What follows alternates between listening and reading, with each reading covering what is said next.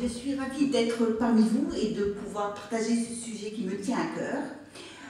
Donc je vais vous parler de l'utilisation de l'aromathérapie olfactive par diffusion filtrée pour limiter le recours au neuroleptique Clessely en si besoin dans une unité d'hébergement renforcée.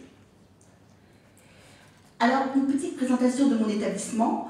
Le CHES, c'est le seul centre hospitalier général du département du 27, qui comporte 2 hôpitaux et 2 établissements d'hébergement pour personnes âgées et dépendantes.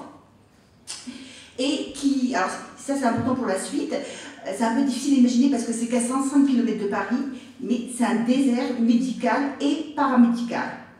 Et je vais vous traiter plus particulièrement de l'EHPAD Saint-Michel, à Évreux, qui comporte 100 places d'EHPAD, 14 lits de soins de longue durée et 16 lits d'UHR ouverts en septembre 2015. Alors j'ai mis une petite définition des UHR, parce qu'on n'est pas dans le milieu de la gériatrie comme j'y suis depuis 20 ans, on ne connaît pas l'acronyme. Les unités d'hébergement renforcées ont été créées suite au 3e plan Alzheimer. Elles sont implantées dans les EHPAD, dans ce qu'on appelait autrefois les maisons de retraite. Ce sont de petites unités, il y a rarement plus de 15-16 patients, qui accueillent des personnes atteintes de la maladie d'Alzheimer ou de troubles apparentés, mais ayant des troubles de comportement sévères, c'est-à-dire de la déambulation, des cris, l'agitation, l'agressivité.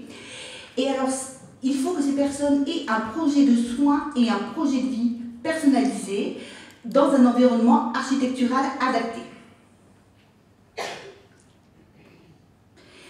Alors, depuis juin 2015, j'analyse les prescriptions de toutes les PAD, et particulièrement de cette UHR. Et il se trouve que mon domaine d'expertise particulier, c'est la pharmacie clinique gériatrique. Je suis spécialisée dans les médicaments pour les personnes âgées. Donc, je me suis inscrite à un DU, en fait, dont le titre exact a été montré par M. Long, mais en fait, l'acronyme, c'est le DU MATA, et en fait, c'est les prises en charge non médicamenteuses des troubles du comportement dû à la maladie d'Alzheimer. D'ailleurs, le prof, il n'en revenait pas devant un pharmacien. La démarche intellectuelle qu'il faut pour un pharmacien de s'inscrire à un DU sur ses fonds propres, qui est la prise en charge non médicamenteuse.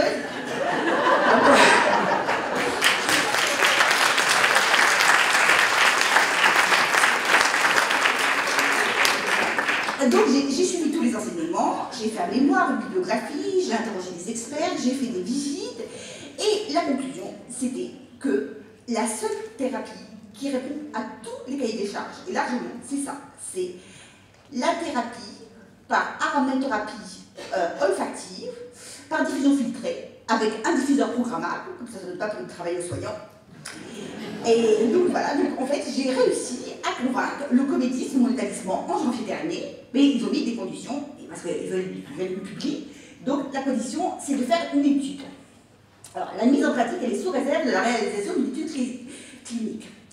Alors en fait, le critère principal, c'est généralement les gens, ils ont un neuroleptique tous les jours. Et puis il y en a un second, qui est prescrit si besoin, si agitation, si anxiété.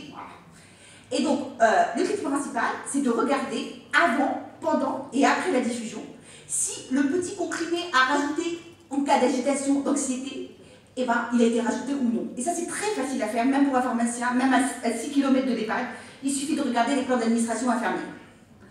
Bon, le critère secondaire, c'est la comparaison des scores NPI-US de chaque malade avant et après la diffusion.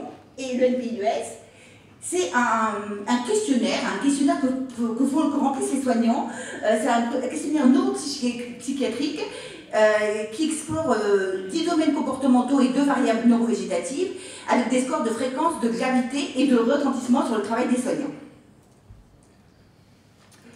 Alors, le protocole établi, à J-28, je commence à regarder les plans d'administration des médicaments sur le logiciel. À J-21, les équipes soignantes effectuent de façon systématique le NPI-US si le patient présente des troubles comportementaux. Et de J1 à J35, il y a diffusion dans la salle de séjour, salle à manger des résidents, d'un mélange apaisant d'huile essentielle, 15 minutes 3 fois par jour pendant 5 semaines. Et pendant ce temps-là, si des troubles du comportement apparaissent, il faut toujours continuer à les évaluer systématiquement par le EMPIES avant d'administrer le neuroleptique prescrit en conditionnel. À J36, c'est fin de la diffusion, et à J41, fin du relevé des plans d'administration, fin de la réalisation du LPI systématique. Alors, le mélange à raison a été composé par un aromathérapeute diplômé, j'en suis bien incapable. Hein. Et alors, ça, c'est une division de machines de service, des huiles essentielles de qualité pharmaceutique et d'origine biologique, qui ont été choisies selon la bibliographie scientifique et l'usage traditionnel des plantes. Et je vous ai mis le détail de la formule, mais j'aurais dû la mettre en latin. Désolée, je l'ai appris qu'hier soir, donc j'aurais dû la mettre en latin. Et ce qu'on envisage de faire, c'est à la fin de l'étude, on prendra la décision collégiale de poursuivre l'aromathérapie ou non, de l'étendre dans l'ensemble des unités de soins de l'EHPAD Saint-Michel, parce que des neuroleptiques, il y en a beaucoup en UHR, mais il y en a dans les autres étages de l'EHPAD, l'étendre à l'autre EHPAD, et cela, ce sera en fonction des résultats statistiques, le fameux petit p, du ressenti des résidents, du ressenti de l'équipe soignante, et la dernière phrase, c'est ma chef de service qui l'a rajoutée, parce que c'est elle qui va payer les huiles, et du coup, je vous remercie de votre attention.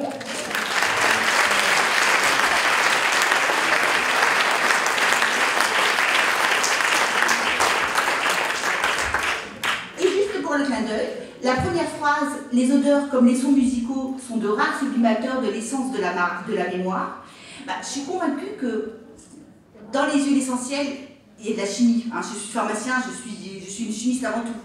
Mais je pense que l'odorat, c'est un sens archaïque et que ce qui arrive avec le goût et le goût de la Madeleine de Proust, ça arrive aussi avec l'odorat. Donc je pense que c'est une des actions des huiles essentielles en gériatrie, c'est ça.